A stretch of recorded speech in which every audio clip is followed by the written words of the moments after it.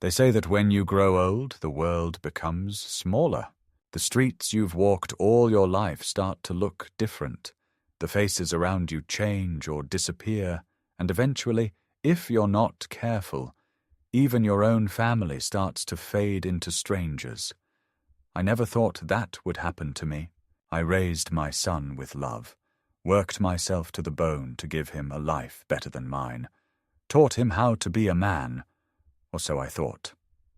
My name is Richard. I'm 74 years old. I spent most of my life in the same town, lived in the same house with my late wife, Margaret. God rest her soul. We built a life there, not a rich one, not fancy, but full of honesty, hard work, and decency. We didn't have much, but we had enough. Our son, David, was our only child. He was a bright boy. I remember staying up with him to help with homework after I'd come back from the mill, dog-tired, but still proud. I remember teaching him to ride a bike, how his little hands used to grip mine so tightly, how he looked at me like I was the strongest man in the world. I remember thinking that one day, when I grew old and my back gave out and my hands stopped working the way they used to, he'd be there. He'd look out for me, just like I did for him. That's the cruel trick life plays on people like me, the ones who believed that love, by itself, was enough to make someone good. Because love, I've learned, doesn't always pass down like you hope. It doesn't always stick. My wife passed away 3 years ago. Cancer. She fought hard. David and his wife Olivia were around for a while during those months, helping with doctor's visits, sometimes bringing food, but they always had excuses. Work was busy, the kids had soccer. Olivia didn't want them to see that kind of suffering. I tried not to hold it against them. People have their own lives. But when Margaret passed, and the house became so quiet I could hear the walls settling, I started to feel the weight of age in a way I never had before. The days stretched long, and the nights were worse. I couldn't sleep much. Sometimes I'd sit on the back porch with a cup of cold coffee just to hear the wind move through the trees. That's when David started suggesting that I move in with them. At first, I resisted. I didn't want to be a burden, but David insisted. Said there was space in their house, that it was silly for me to be alone now. Dad, come on, we've got the room, and Olivia says it would be good for the kids to spend more time with you. That last part, that was the hook. The thought of being around my grandchildren, of helping with homework again, telling stories, maybe even getting to be someone in their lives. I said yes. I packed up my things, left behind the house Margaret and I built, said goodbye to my garden, to the old maple tree in the backyard that we planted the day David was born. I thought I was walking into a new season of life. I thought I was walking toward family.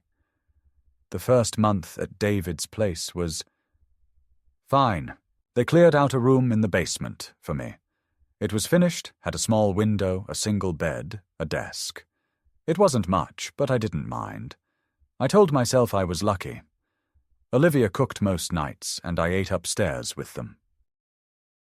The kids were polite, though always on their phones. David was busy, working long hours, and when he did come home, he was usually too tired to talk much. Still, I helped where I could, washing dishes, folding laundry, fixing the leaky faucet they kept ignoring. I didn't complain. I wanted to be useful. I wanted them to know I was grateful. But slowly things began to shift. Little things at first. Olivia started leaving me off the dinner text group, so I'd miss meals unless I happened to be upstairs at the right time. One day I asked if I could cook something special, Margaret's pot roast recipe, and she looked at me like I'd offered to poison the family. "We're trying to eat cleaner," she said. "Less heavy food." I started to notice how often David avoided eye contact. The kids stopped coming downstairs. I heard Olivia telling them not to bother Grandpa when he's in one of his moods. I didn't know I had moods. I thought I was just quiet. One night, I came upstairs to find them finishing dinner. The table was full: roast chicken, mashed potatoes, green beans, but no extra plate. No seat for me. I stood there for a moment, then turned around and went back down. David came to my room later, said they didn't realize I was home, that it had been a last-minute meal. I nodded. I didn't argue. But something inside me started to shrink. I began keeping food downstairs: crackers, some soup, a few cans. I didn't want to be in the way. I started eating alone. They stopped asking where I was. It was the 3rd month when it happened. I remember it like it was yesterday. I'd gone 2 days without a real meal. Olivia had started locking the pantry, claiming the kids were sneaking snacks. But I knew better. They didn't want me helping myself. I came upstairs to ask David if I could borrow the car, maybe go pick up groceries for myself. He was sitting on the couch, watching TV. He didn't look up. "Starve or leave," he said flatly. Just like that. I didn't respond. I couldn't. I felt something fall inside me, like a rope snapping. I walked back downstairs, packed the few things I had, and walked out the door. No one stopped me. No one asked where I was going. It was October. Cold. I had about $200 in my pocket, my coat, and a bag with socks and a toothbrush. I took the bus to a small town I remembered visiting once with Margaret when we were younger. There was a room for rent above an old bakery. Cheap, quiet, the kind of place people forget exists. I paid the first 2 weeks in cash and told the landlord I'd take whatever odd jobs he had. I cleaned gutters, stacked firewood, washed windows. I earned enough to eat and keep the heat on. I didn't tell anyone where I was. Not David. Not even I was sure if I wanted to be found. In the evenings, I sat by the window and watched the town settle into darkness. I thought a lot about how things had turned out. Not with anger, not even with sadness. Just confusion. How does a man go from building a life, raising a family, giving everything he has, to being told to starve or leave? I tried to tell myself that maybe David was overwhelmed. Maybe Olivia had pushed him. Maybe it wasn't malice, just fatigue. But I couldn't ignore the truth. My own son had decided I was disposable. And the worst part wasn't the hunger. It wasn't the cold. It was knowing I didn't matter anymore. Not to the people I had once loved more than life itself. I settled into the quiet life in that little town with the kind of resignation that doesn't come from peace, but from exhaustion. Each morning I'd wake before sunrise, not because I was well rested, but because my body still held the rhythm of a man who'd spent decades rising before dawn to work with his hands. I'd boil water on a creaky stove, make weak instant coffee, and sit by the window as the town came to life slowly, street by street, like someone rubbing their eyes after a long sleep. I didn't speak to many people in those first weeks, not because they were unfriendly, but because I didn't have the energy to start over. I wasn't looking to be known, just to be left alone long enough to remember who I was before the world made me feel like nothing. The room was small, just enough space for a bed, a table, and a chair. But it was mine. I kept it neat, out of habit. Folded clothes, polished boots, dishes rinsed and dried. Some routines stick with you no matter how far you fall. I spent my days doing whatever work came my way. The bakery downstairs needed help lifting flour sacks and stacking wood for the ovens. A nearby mechanic offered cash if I swept out the garage and organized old parts. Once, I spent a whole afternoon shoveling snow off the roof of a church, while the priest watched me from the window like I was some ancient penitent paying off sins with labor. I didn't complain. I needed the money. But more than that, I needed the motion. Stillness scared me. It left too much room for thoughts to echo. I kept to myself until one day A woman named Carol, who worked at the post office, stopped me on my way to the corner store. She was in her 50s, sharp eyes, hair pulled back tight, with a kindness that she hid beneath sarcasm. She asked if I was the man renting the room above the bakery. I said yes, and she handed me a brown envelope. "Don't get many Richards in this town," she said. "Figured it had to be you." I took it, surprised. I hadn't given my address to anyone. The handwriting on the envelope was familiar, though. It was David's. My heart thudded once, hard, like a door being kicked open. I walked back to my room without stopping and sat at the edge of the bed, staring at the envelope. I didn't open it right away. I held it like it was a lit match. Finally, I unfolded the paper inside. It was short. Just a few lines. "Dad, I don't know where you are, but I've been looking. Olivia said you left because you were unhappy.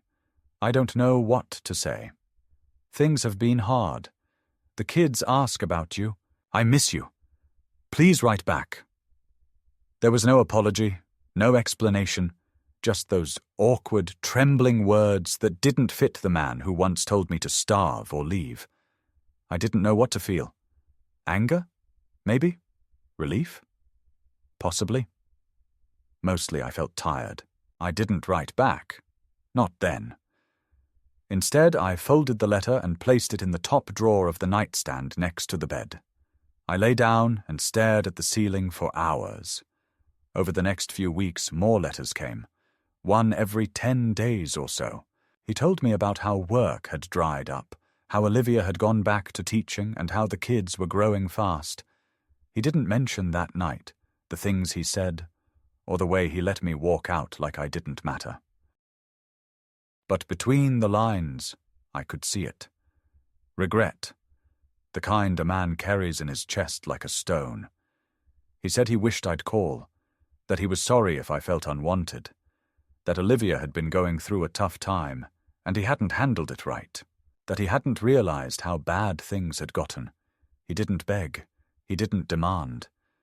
But each letter was like a knock on the wall of the cave I'd hidden myself inside. Then one morning, Carol handed me a different kind of envelope. Bigger, thicker. Inside was another letter from David, but this time there was also a photograph. It was of the house, or what used to be the house. The yard was overgrown, the front porch sagging. A red foreclosure notice taped to the door. The letter was more raw this time.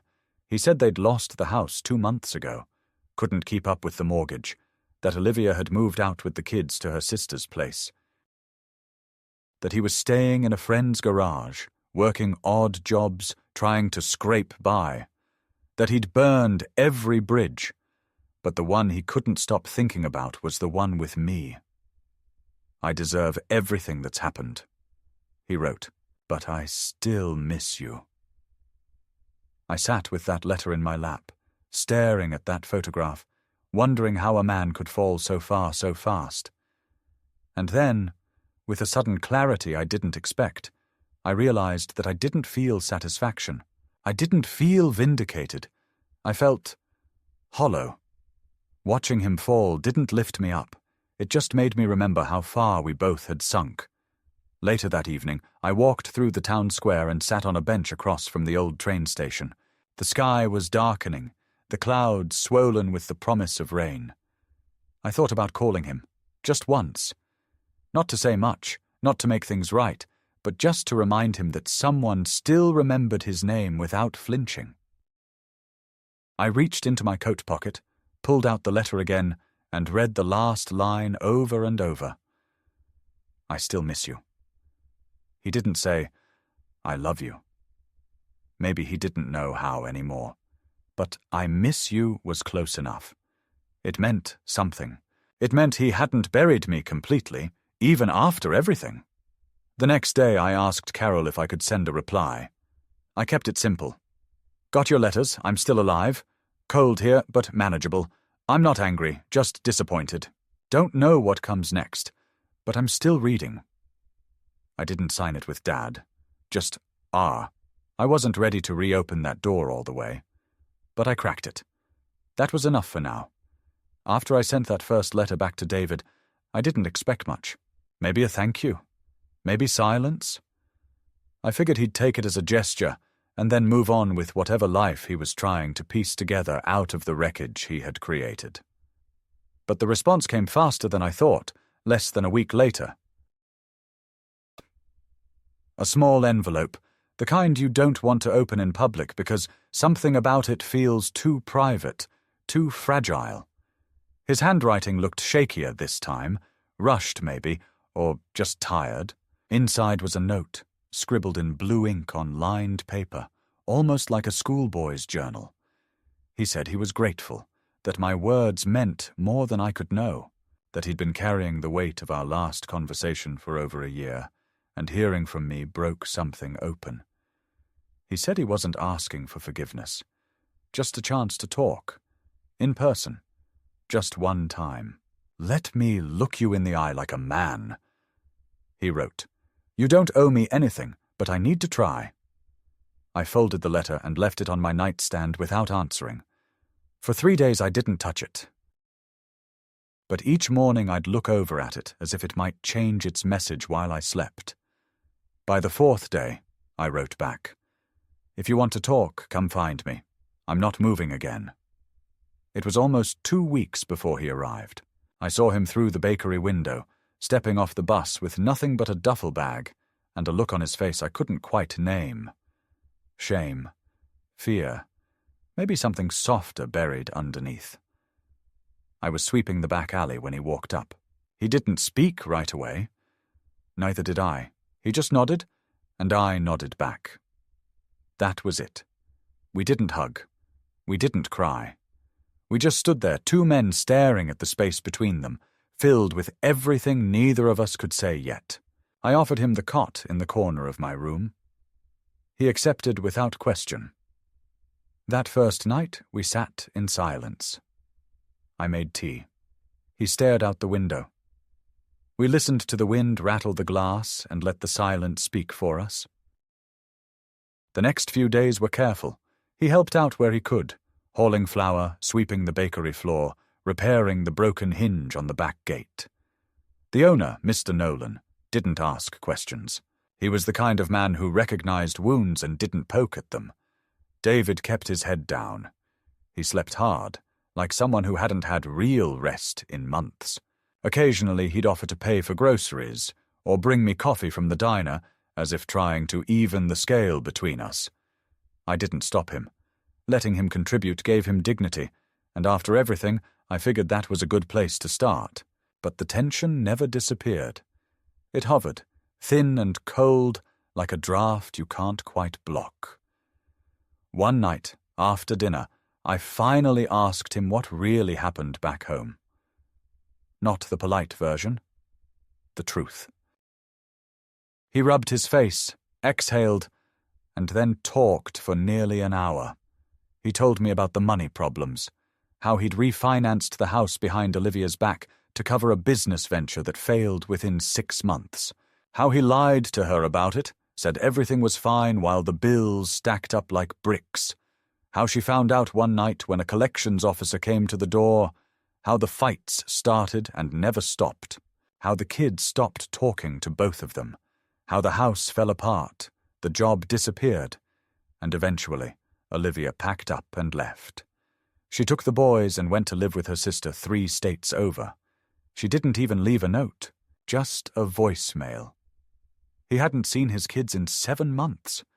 I didn't interrupt, I just listened. When he was done, he looked at me like he expected a judgment, a lecture, something. But I only said, "You could have told me all this before it got that far." He shook his head. I was ashamed and angry, mostly at myself. But when you live in that kind of shame long enough, you start lashing out at the people closest to you. I didn't know how to stop, so I pushed you out instead. He didn't cry. His voice stayed steady, but I could see the crack in him, deep and worn from years of regret. Over the next weeks we settled into something that resembled routine. We weren't father and son exactly. Not yet. But we were two men trying to exist without destroying each other. That was enough. Until the second wave came. A woman from the county came looking for me, said someone had reported a suspicious male staying in the apartment. Apparently, a neighbor thought David looked unstable and called it in. She asked questions: who he was, how long he'd been there, whether I felt safe. I told her he was my son and that I wasn't going to answer anything else. She didn't press, but her visit left a mark. People talk in small towns. The next day, Mr. Nolan pulled me aside, said a couple of regulars had asked about David, said he wasn't worried, but he couldn't afford trouble.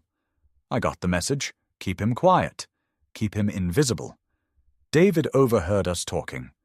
That night, he packed his bag, said he didn't want to cause problems. I told him to sit down.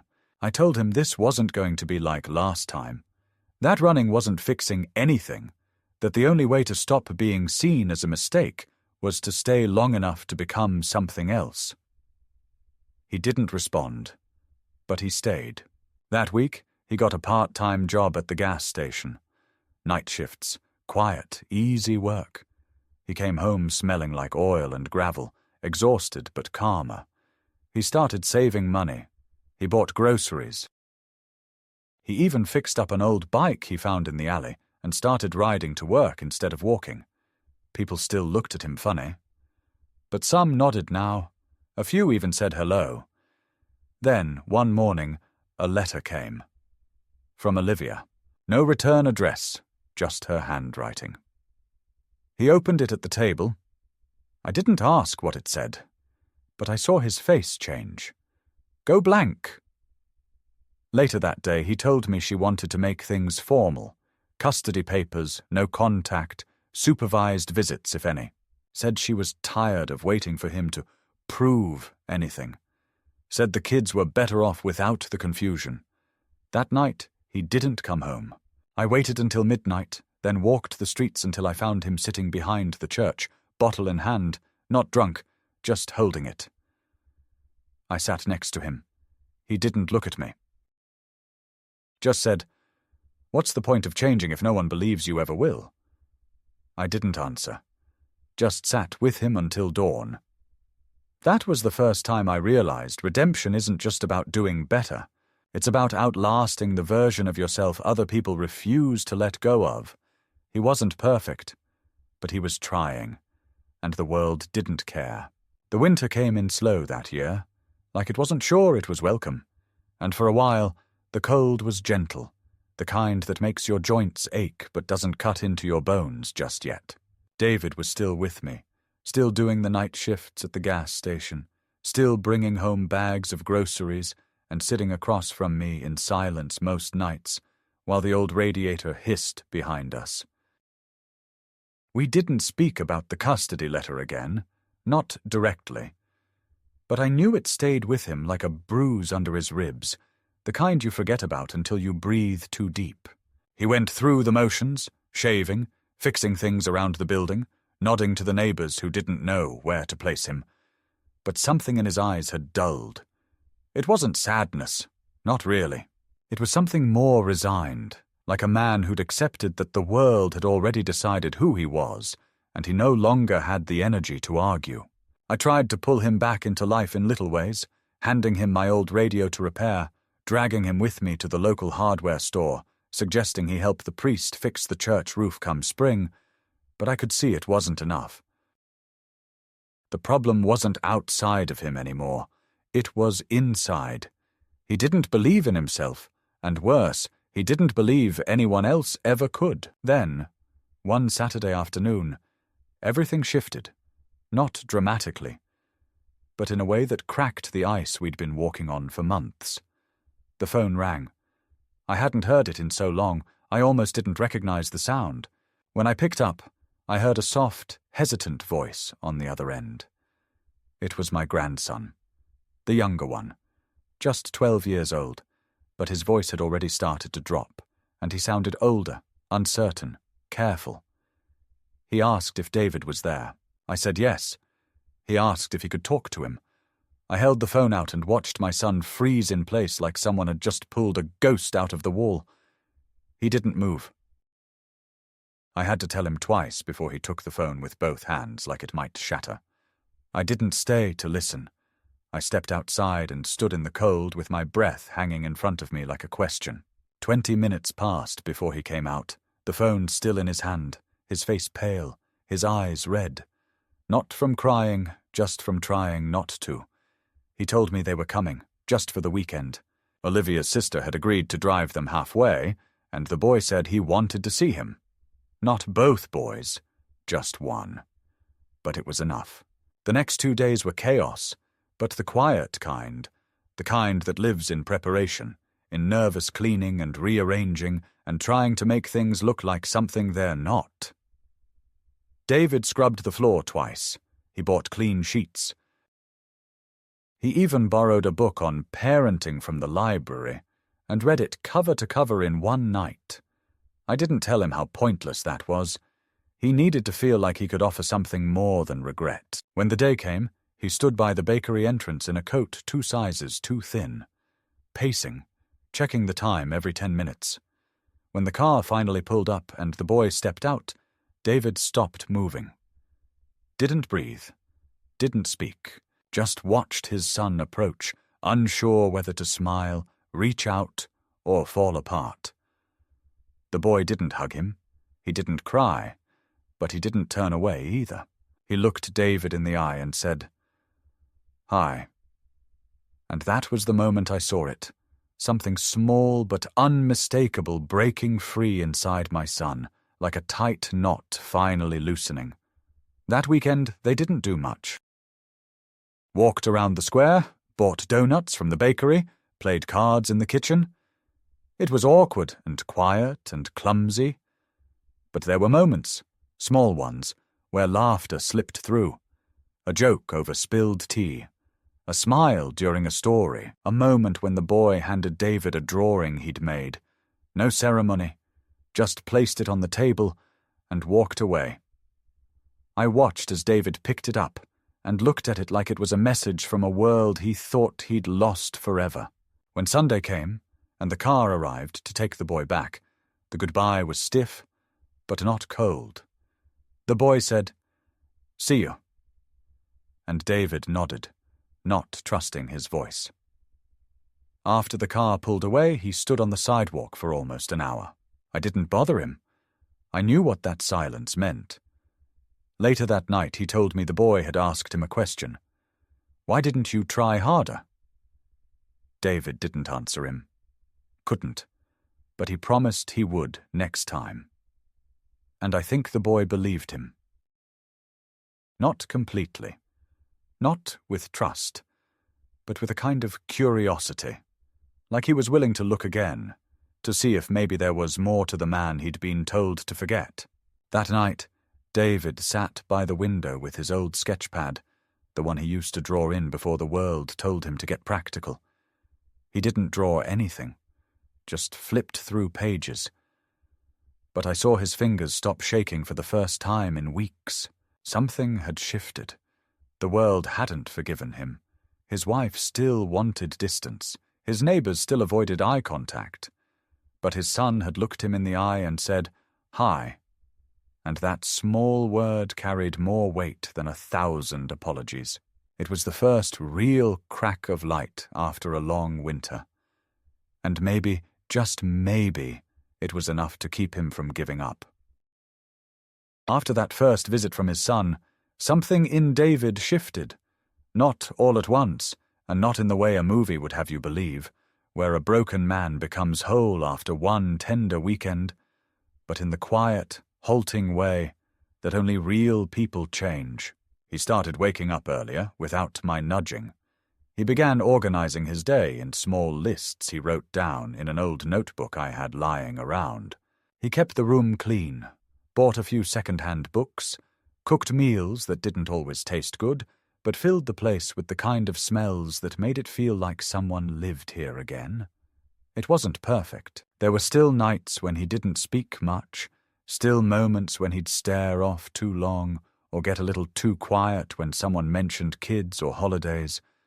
but I could tell he was fighting for something now. Not just surviving out of guilt or obligation, but actually reaching, even if it was just an inch at a time. The thing is, though, the world doesn't reward quiet efforts. It doesn't applaud a man for folding his regrets or sweeping a floor instead of breaking something. The world, especially small towns like ours, likes a headline, a label, a story it can repeat over coffee. And when people decide what kind of man you are, they rarely go back and check if you've changed the ending. It started with whispers. Nothing new, just more pointed this time. A woman at the grocery store told Carol that someone saw David late at night near the bus stop. Like it meant something. Like maybe he was waiting for trouble or bringing it. Someone else told Mr. Nolan that his customers were uncomfortable knowing that man was around children, which made no sense because he wasn't. But logic isn't what drives fear. It's memory, and in a town like ours, memory stretches long and forgets slowly. Mr. Nolan didn't fire him, but he started giving him fewer shifts, told him business was slow. I knew better. David didn't say anything. He just accepted it, like he expected things to go that way eventually, like he didn't believe he had the right to ask for better. Then the landlord called, said he'd been asked by someone in the community about who exactly was living in the back room. Said he wasn't looking to cause trouble, but maybe it was time for arrangements to be clarified. I could hear the fear in his voice, the kind of fear that doesn't come from law but from social pressure, from knowing that in a place like this, upsetting the wrong people meant your business dried up fast. I told him David was my son, that he had every right to be here, that I paid rent on time, in cash, and had done so since the day I moved in. He didn't argue, but he didn't promise anything either. A few days later, David received a formal letter from a local legal aid office. Olivia had officially filed for full custody, citing emotional instability and lack of stable residence as the basis. She included claims that he was unfit for visitation until proper psychological assessments and life stability benchmarks could be proven. David read the letter without blinking. Then he placed it on the table and said, "It was only a matter of time." He didn't rage, didn't break anything, didn't even raise his voice. That scared me more than if he had. He simply went silent for the rest of the night. I found him the next morning standing in the alley out back in his pajamas, barefoot in the snow, just standing there, like he'd forgotten how cold it was, like he couldn't feel anything anymore. I wrapped a blanket around his shoulders and led him back inside. He didn't resist. He just moved like someone underwater, disconnected, heavy, and slow. That week he stopped going to work, stopped shaving, stopped writing lists. The room grew dim again, not because the lights didn't work, but because he stopped turning them on.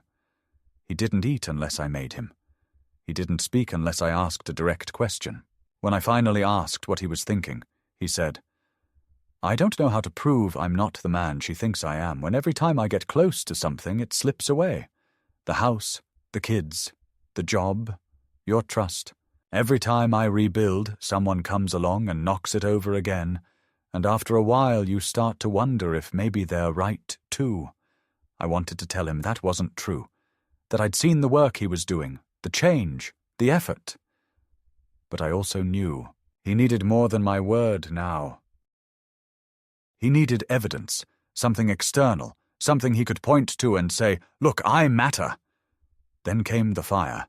It was a Sunday morning. Cold, windy. I was in town picking up bread when I saw smoke rising from the eastern end near the mechanics lot. At first, I didn't think much of it. Someone burning brush, maybe. But the closer I got, the more I could see the panic on people's faces. The old supply shed behind the bakery had caught fire. It was small, but flames licked high into the air, and the heat pushed against us like a wall. The firefighters came fast, but not fast enough to stop the smoke from creeping into the bakery itself, not enough to stop the front window from cracking from heat stress. I was standing near Carol when I saw David run toward it. He wasn't supposed to be there. He hadn't left the apartment in days. But now he was sprinting through the smoke, waving his arms, shouting for people to clear the area. I didn't even know what he was doing until I saw him throw open the side door of the bakery and start dragging sacks of flour out of the storage room, one after another, coughing, stumbling, but moving fast. Nolan had forgotten those sacks were in there. If they'd caught flame, the whole place might have gone up. David kept going until the firefighters pushed him back. He collapsed on the sidewalk, coughing, eyes watering, ash on his skin like war paint. They treated him right there. Oxygen, water, checking his lungs. People stared, some in shock, some with something closer to respect.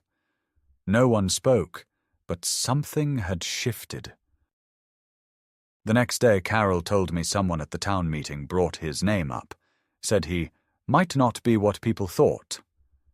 A small thing, but in a place like this, small shifts matter. Nolan gave him back his shifts, and then some. The landlord apologized. One of the neighbors dropped off cookies. Nothing huge, but enough to show that people had seen something they couldn't unsee. David didn't gloat. He didn't even smile. He just went back to work. That night, he said to me, "They didn't cheer. They didn't thank me. But they didn't look through me anymore." I nodded. That was all he'd ever wanted, to be seen again, not forgiven, not celebrated. Just seen. Later that week, a letter came from Olivia. Handwritten. No lawyer this time. She'd heard what happened, heard he'd saved Nolan's business, heard from the boys. She said she was willing to meet. Neutral ground, no pressure, just talk. See who he was now. He read the letter 3 times, folded it carefully, and put it in his coat pocket. Didn't say anything. Just stood at the window that night, watching the snow fall under the streetlights, silent but solid, like a man who had found his footing again. Not because someone gave it to him, but because he chose to stand up. One more time, when no one thought he would. The meeting was set for a Saturday, 2 weeks after Olivia's letter arrived, and I could see the storm building in David from the moment we circled the date on the calendar. He tried to hide it, moving through each day as if it were no different from the last, going to work, sweeping the floor, fixing a broken step outside the bakery. But I saw how often he'd check his watch for no reason, how he'd reread her letter in the dark when he thought I was asleep, how he practiced words under his breath like a student before a final exam. I didn't tell him what to say. I didn't tell him what not to say. He needed this to be his, not another version of him trying to meet someone else's expectations. I just made sure he had a clean shirt, enough money in his wallet, and a ride to the cafe where they'd agreed to meet. That morning he sat at the kitchen table with his hands flat and still, the way a man might hold them just before surgery, knowing that what came next would either save something or prove it was too far gone to mend. He looked at me and said, "If this goes badly, I don't know if I'll come back from it." I nodded. I didn't lie to him. I just said, "Then make sure it doesn't go badly." He almost smiled. Almost. The cafe was quiet when we arrived. Olivia was already there, sitting at a corner table by the window, her hair pulled back like always, wearing that expression she used to get when she didn't want to let you know how nervous she was. I stayed outside.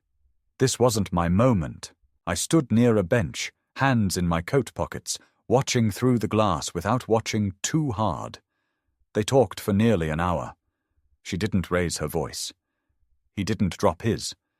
There were no gestures, no tears, no dramatic exits. Just 2 people trying to find some human shape in the rubble of their old life. When it ended, David stepped outside, stood next to me for a long minute, then said, "She's not sure yet, but she didn't say no." I nodded again. Sometimes not hearing no is the biggest yes you can hope for. In the days that followed, he seemed lighter. Not like a man who thought he'd won something, but like someone who realized the fight wasn't over, and he still had the strength to keep showing up for it. He started calling the boys, short conversations at first, homework questions, video game chatter, sports scores. But eventually those calls stretched longer, began including bits of memory, fatherly advice, a joke only they would understand. One evening I passed by the door and heard his older son say, "You sound different now, Dad." And David replied, "That's because I'm trying to be different, not just sound like it." It stayed with me, that sentence, honest, uncomplicated, heavy in its simplicity. He began drawing again. It started with the sketch of the cafe window, then the alley behind the bakery, then the boys from memory, side profiles, hands, shoes, the way they slouched when bored. He didn't show them to anyone at first, just folded them neatly and placed them in a box beneath his bed like something sacred, something that couldn't be rushed into the light. I think drawing gave him a way to speak without defending himself. I think it reminded him he was more than the worst day of his life. Then came the court date. Formal custody review. I offered to go with him, to sit in the back. Just be a presence. He said no. Said he needed to do this alone. He left early that morning, wearing the same shirt from the cafe, holding a folder of documents, notes, letters, photographs. His case, built one piece of effort at a time. When he came back, I was sitting by the stove, waiting, pretending to read the paper. He sat down across from me and said, "It went okay. The judge didn't give me full access, but he didn't shut the door either. Supervised visits. Monthly for now. If that goes well, it'll increase. They want consistency, proof I can keep showing up." I looked at him and said, "You've been showing up. They just started noticing." He smiled for real this time. Not wide, not loud, but real. That Sunday he baked something with the kids when they visited. Burned it, of course, but they laughed and ate it anyway, and I heard the sound of their voices from the hallway and felt something inside me go quiet for the first time in years. Not gone, just settled, like a room after the music stops. One night, he asked me why I didn't give up on him. I told him the truth. I had, for a while. After he told me to starve or leave, after he let me disappear like some unwanted guest, I buried my belief in him so deep I thought it might never come back. But when the letters came, when I saw the weight in his words, the cracks in his armor, I realized something. It wasn't my job to keep him whole, but it also wasn't my job to punish him forever. Fathers aren't meant to be judges. We're just men who hold the light steady, while our sons learn to walk through the dark. And now, as I sit here, the winter thinning into spring once more, I don't think about how much time we lost. I think about the time we reclaimed. About the quiet mornings when he makes coffee without being asked. About the boys who now call every week, not because they're told to, but because they want to. About the man who once stood in my doorway and said nothing while I packed my life into a bag, and the man who now stands beside me when we fix a leaky pipe or paint a fence, no longer afraid of silence, no longer ashamed of the echo. He may never be who he once was, but maybe that's the point. Maybe none of us are meant to return to who we were. Maybe all we're meant to do is become who we could have been, if only someone had stayed long enough to believe in the second version of us. The days are longer now. Not just in sunlight, though spring has returned in full, filling the trees with a kind of restless green that reminds me of years when I had more strength in my hands and less weight in my chest. It's a different kind of long now, less about hours and more about presence.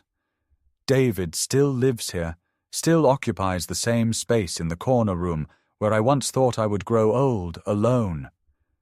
But it doesn't feel like sharing anymore. It feels like continuity, like the way life sometimes stitches broken threads back into the fabric, without asking whether we think it's too late. The bakery reopened after the fire repairs. Mr. Nolan gave David regular hours again, and now he trains one of the younger boys in town, a wiry kid who barely looks people in the eye, but listens to David in a way I haven't seen in years. Sometimes I watch them through the window, how David explains something with patience, not with the frustrated tone he once used when he was too proud to admit he didn't know how to teach. Now he waits, he listens, he corrects with kindness. There's no audience, no performance, just a man passing on what he knows and another learning how to receive it. That, to me, is growth. The kind that doesn't make headlines, the kind you feel more than you see. The boys come more often now. At first it was monthly, then every other weekend. Olivia hasn't said much, but she doesn't stand in the way, and I think that's her way of showing that trust is being rebuilt, slowly, with hesitation but not hostility. The younger one brings books. The older one helps with little projects, repainting the front steps, tightening screws on the pantry door.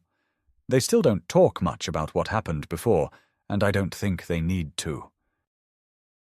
What matters is that their eyes don't lower when they speak to David anymore. They look him straight on, and he doesn't flinch. Sometimes I catch David standing in the doorway of the boys' room after they've fallen asleep, not moving, just watching them with a stillness that says everything. It's not guilt anymore.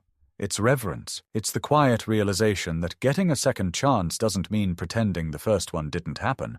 It means honoring it with something better. As for me, I've started sleeping through the night again. Not always. Some evenings my bones still ache, and the silence still brings ghosts. But mostly I rest. There's peace in this house now. Not perfection, not absence of pain, but peace. The kind that grows out of endurance, not escape. I don't tell this story because I think it's extraordinary. I tell it because it isn't.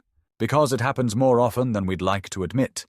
Parents being cast aside, children collapsing under their own mistakes, families breaking not from violence, but from slow, quiet neglect. And sometimes, if life allows it, those same families come back to the table. Not the same. Not fixed. But real. People ask me if I've forgiven David. I don't know if that word even fits anymore. What I know is this.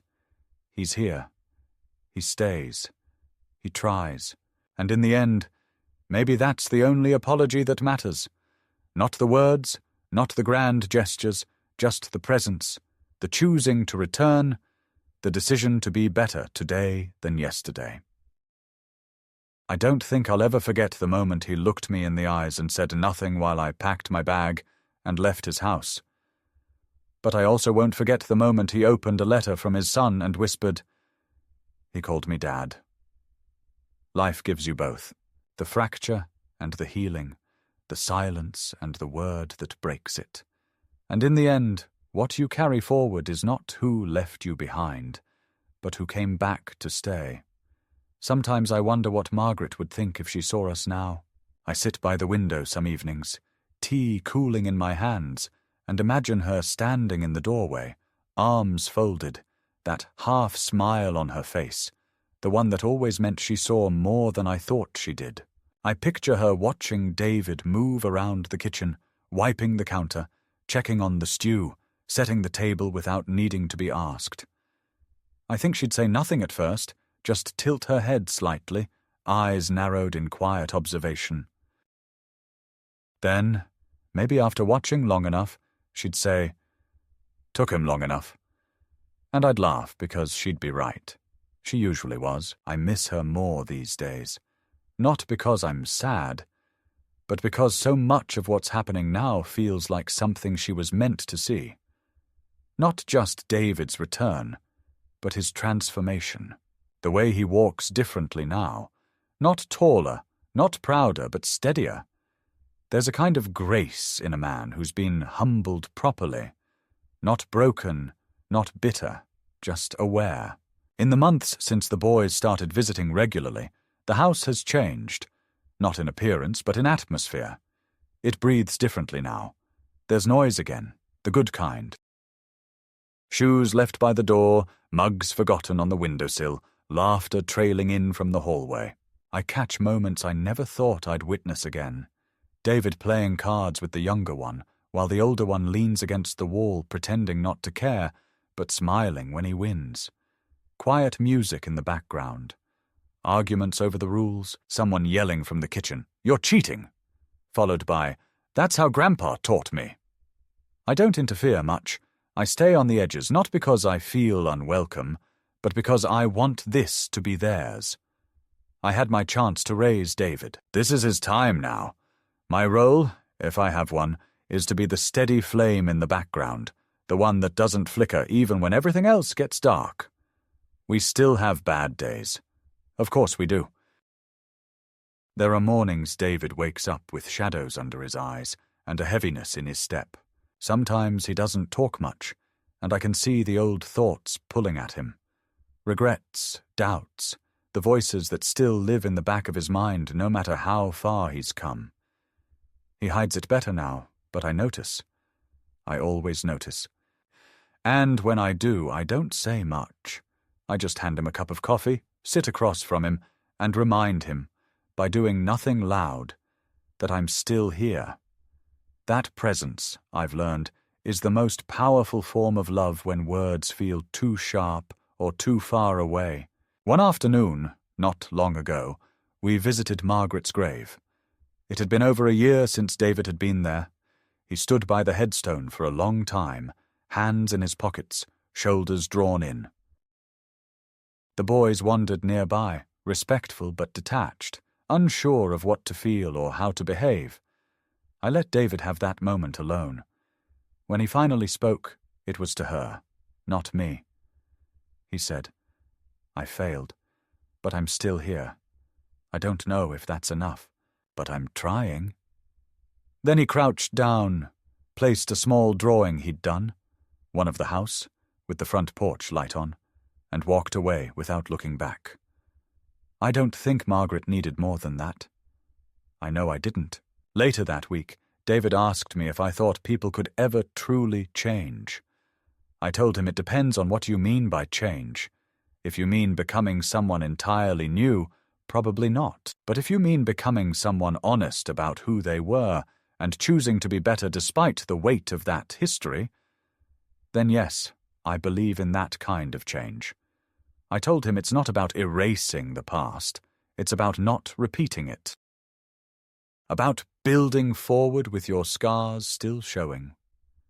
He nodded, didn't say much, but I could tell it settled into him the way wisdom sometimes does. Slowly, deeply, without applause. He's painting now, not professionally, just as something to do with his hands. Landscapes mostly. Small scenes from around town, the park bench where we first sat in silence after his return, the alley behind the bakery, the train station lit by winter dusk. He gave one to Mr. Nolan, who hung it near the register with a handwritten card that said, "Painted by a friend." That word, friend, meant more to David than I think Nolan even realized.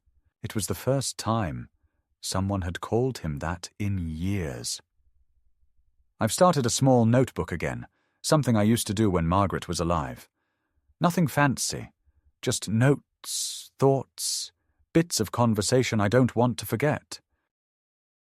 The other day I wrote, "My son peeled potatoes today.